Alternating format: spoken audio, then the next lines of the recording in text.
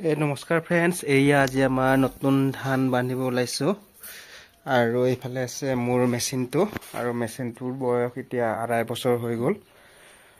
3 বছৰ ৰানিং হৈ আছে, 2.5 বছৰ কমপ্লিট হৈছে। আৰু এইফালে চাওক গুড়াবিলাক দেখা পাইছে, ধুনীয়াকৈ মিহি মিহিকৈ ওলাই গুড়াবিলাক।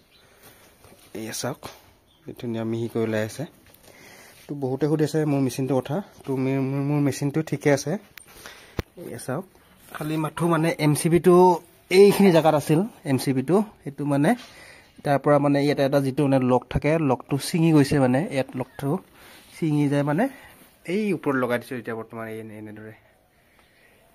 আৰু ইফালে এটা আৰু মোৰ ডবল পুলিৰ হয়, যিটো মটৰৰ পৰা কুলাৰত লগা আছে। কিছুমান ছিংগল পুলিৰো থাকে, মোৰটো ডবল পুলিৰ হয়। তো এতিয়া বলক আমি ধুনীয়াকৈ ধানখিনি বান্ধো, লগতে আপোনালোককো দেখুৱা।